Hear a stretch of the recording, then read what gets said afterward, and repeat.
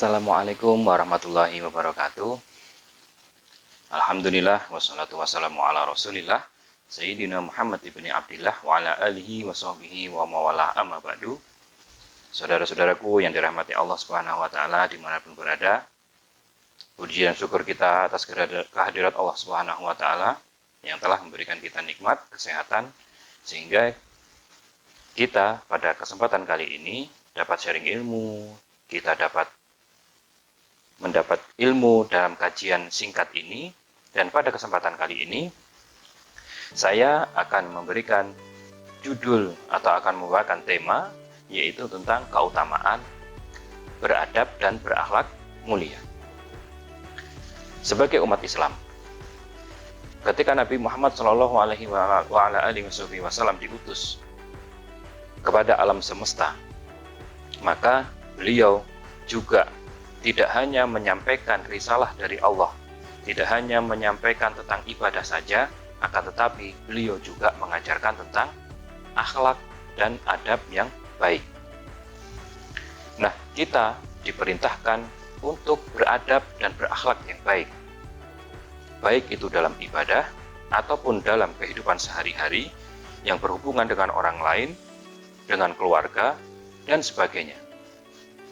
Nah, maka mari kita bahas apa saja keutamaan dalam beradab dan berakhlak mulia. Yang pertama, sabda Nabi kita Shallallahu Alaihi Wasallam, "Ma min syai'in asqalu fi mizanil mu'min yaumal qiyamati min khuluqin hasan. Wa inna Allah Ta'ala la yabghidul fahish al-badi." Hadis yang diriwayatkan oleh Imam At-Tirmidzi mengatakan, tidak ada yang lebih berat dalam timbangan seorang mukmin di hari kiamat nanti daripada akhlak yang baik. Dan sesungguhnya Allah Subhanahu wa taala itu sangat murka kepada orang yang berbuat jahat ataupun keji. Nah, pada hadis ini Nabi kita SAW memberitahu kepada kita bahwa jika kita nanti di hari kiamat dan kita pada fase timbangan amal baik dan amal buruk, jika kita di dunia selalu mempunyai adab yang baik, mempunyai akhlak yang baik, walaupun mungkin ibadahnya bisa dikatakan kurang, itu dapat menolong kita. Adab yang baik tersebut, akhlak yang baik tersebut dapat menolong kita, yaitu memberatkan timbangan amal kita di hari kiamat.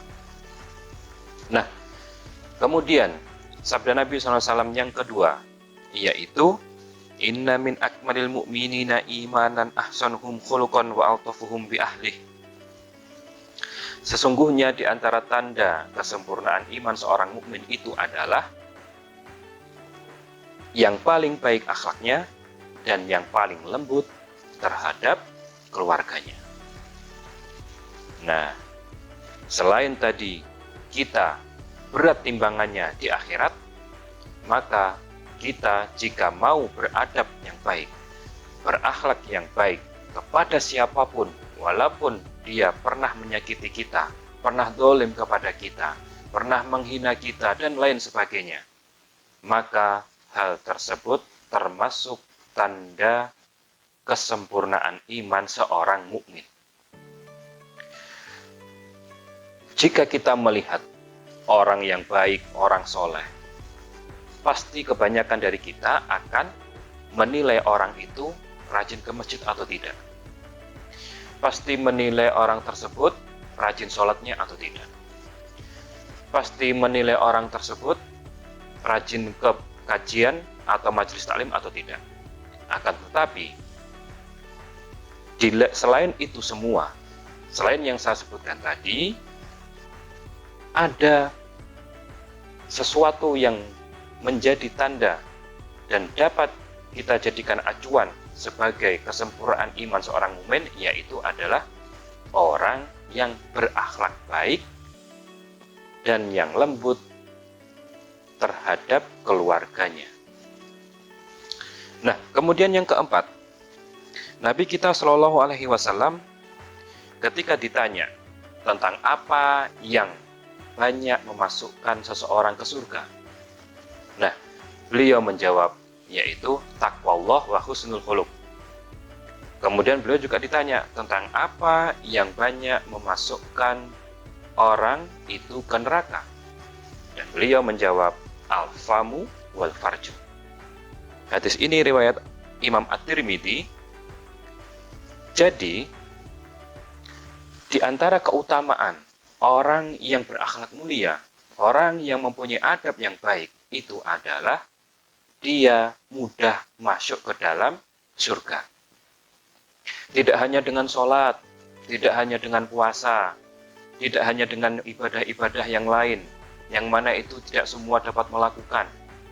Nah, dengan akhlak yang baik ini, kita mampu masuk ke dalam surganya Allah itu dengan mudah.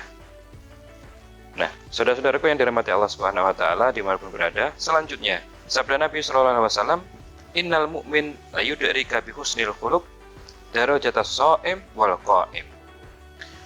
Hadis yang diriwayatkan oleh Imam Abu Dawud ini menjelaskan bahwasanya orang yang mau berakhlak mulia, dia akan ditempatkan atau dia akan mendapatkan kedudukan nanti di hari kiamat, yaitu seperti orang yang berpuasa di siang hari dan yang beribadah di malam hari. Ini loh, kadang kita itu susah untuk memulai akhlak yang baik, susah menghargai orang lain, susah kita itu tersenyum kepada orang lain dan memaafkan orang lain. Akan tetapi, jika kita mampu melawan ego kita, kita mampu berbuat baik, menunjukkan kebaikan kepada orang lain, maka balasan dari Allah Subhanahu wa taala yaitu seperti orang yang berpuasa di siang hari dan beribadah di malam hari.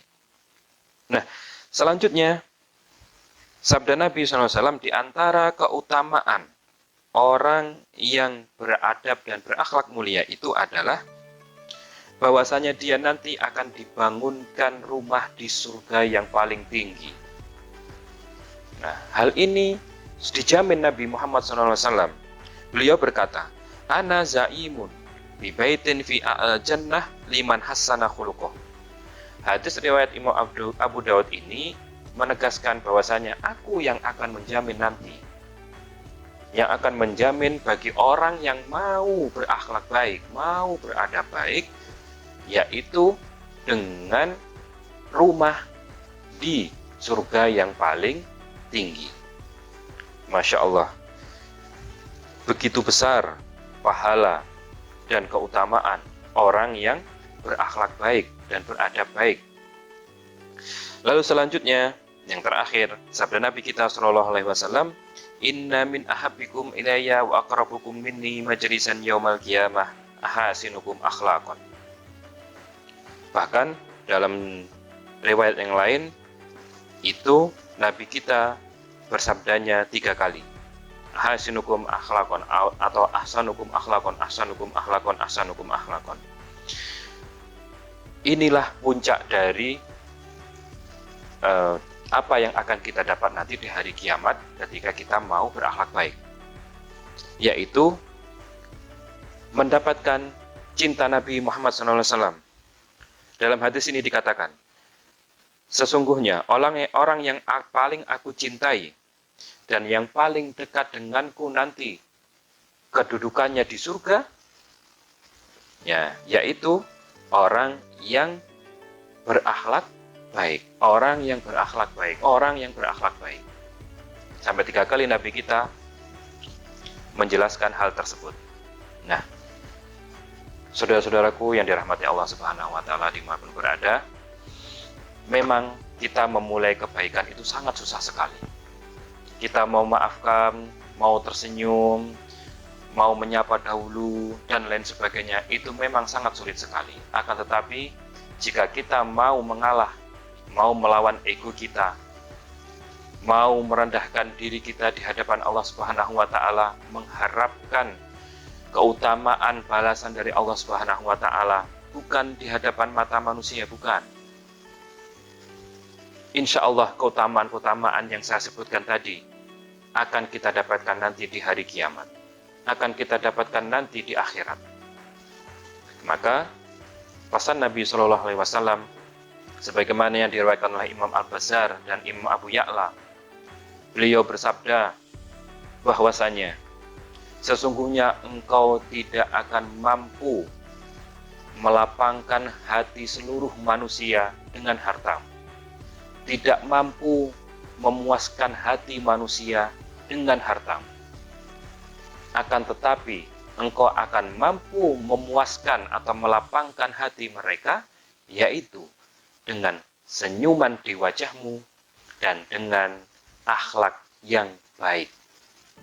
Saudara-saudaraku, mari kita lestarikan, kita ajarkan akhlak yang baik, adab yang baik, baik ketika beribadah, baik ketika kita berinteraksi dengan orang lain, dengan teman kita, dijaga ketika kita bermain ke rumahnya, dijaga adab kita, ketika kita mengajak dia untuk beribadah atau sholat, kita juga jaga perilaku kita. Insya Allah kita akan mendapatkan keutamaan-keutamaan sebagaimana yang saya sebutkan tadi. Semoga bermanfaat. Usikum wa ya nafsi bi taqwallah. Assalamualaikum warahmatullahi wabarakatuh.